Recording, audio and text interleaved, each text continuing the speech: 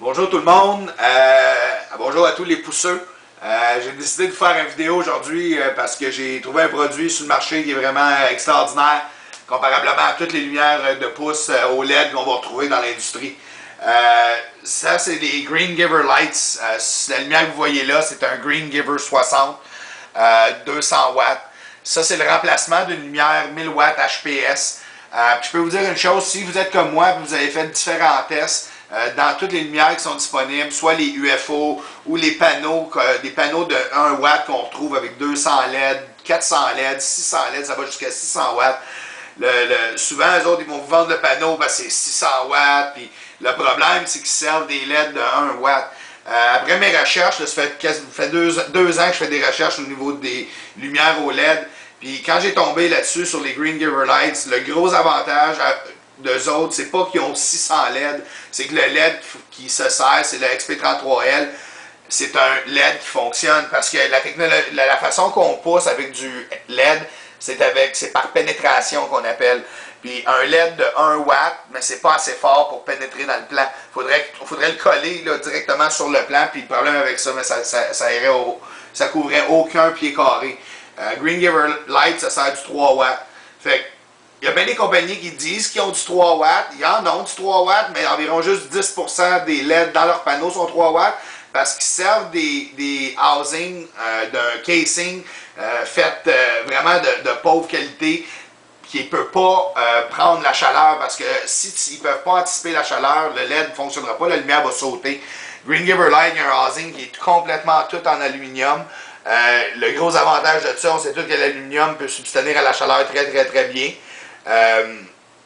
Une chose que je peux vous dire quand j'ai essayé ces lumières-là, j'ai pas eu besoin d'avoir 2 semaines de plus de végétation, comme qu'ils disent avec toutes les autres lumières OLED, puis que tu vas sortir juste 60-70% des résultats. Ça m'a pris le même temps que ça me prend avec mes lumières HPS. La seule différence, c'est qu'avec le Green Giver, j'ai été chercher environ 15% de plus que j'irais pas chercher avec un HPS. Puis je l'ai essayé 2 fois parce que la première fois, je me suis dit peut-être c'est juste un coup de luck, mais non, les 2 fois, c'était la même chose. Puis un autre gros avantage, c'est que la compagnie dit que leur produit est bon pour 50 000 heures. Fait que pensez-y, des lumières HPS pour remplacer ça quand même assez souvent, parce qu'on sait qu'une lumière HPS, après 6 à 8 mois, perd jusqu'à 70% de son efficacité avec l'usure qu'on y donne quand on roule ça 12 heures par jour.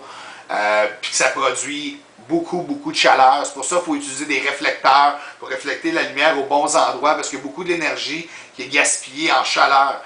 Le LED, le Green Giver qui pousse par pénétration, mais les lumières font presque pas de chaleur. L'avantage, c'est que ça ne sèche pas le sol.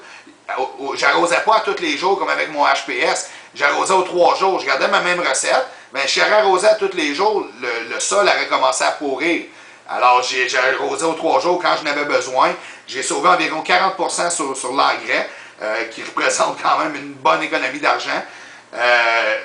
Puis, l'avantage, c'est que, écoute, je chauffe là-dessus. Aussi, au niveau de la climatisation dans ma pièce, puis mes fans, ben, au lieu que ça parte à toutes les 15 minutes, mes fans, ça partait peut-être 3 minutes à l'heure.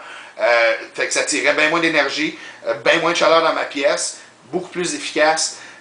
Moi, je peux le recommander à tout le monde définitivement. C'est un produit que, écoute, bien des gens sur le marché cherchent quelque chose comme ça. C'est la seule compagnie que j'ai trouvée aussi qui a une certification CUL sur leur power supply externe. Je ne sais pas si vous le savez, mais quand une compagnie dit CUL, puis qui donne une garantie de 2 ans sur le produit, c'est parce que les produits ont été testés. On sait qu'ils rencontrent les normes nord-américaines. C'est pas juste une certification UL, c'est CUL. La compagnie est canadienne, hein? Alors, c'est vraiment une certification qui rencontre toutes les normes. Green Giver ont même des endroits là, où ils vendent leur lumière dans certains détaillants au Québec. Pour faire une longue histoire courte, je peux vous dire, n'hésitez pas d'essayer Green Giver. Puis regardez, je vais l'allumer là, juste pour vous montrer le spectrum de 3 watts comparé à 1 watt. 1 watt, on pourrait le regarder directement, puis il n'y aurait pas de problème. Le 3 watts, là, ma caméra que je suis en train de filmer avec, n'est même pas capable de prendre le spectrum. Vous allez voir quand je vais l'allumer, là, je vais l'allumer, puis je vais juste allumer d'un petit coup sec. OK? Parce que sinon, la caméra, ça ne le prend pas, là. Mais je ne sais pas si vous voyez comment clair que c'est. Je vais le faire une autre fois, là. OK? On voit vraiment comment clair, comment bright que c'est comparablement. On ne peut même pas le regarder directement, là, comparablement à un spectrum d'1 watt.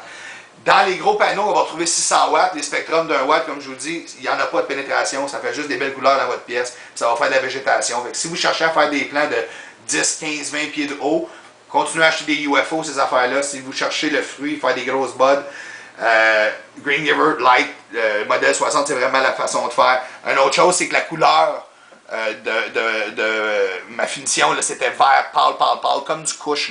C'est vraiment ce qu'on cherche. Le Green Giver 60, si vous regardez ici ses spécifications, 200 watts est équivalent à 1000 watts. Ça, ce que ça veut dire, c'est que quand on a, mettons, 6, 7, 8 lumières dans une, pièce, ça commence à être un gros problème. C'est chaud, la consommation d'énergie commence à être ridicule, ça commence à être problématique.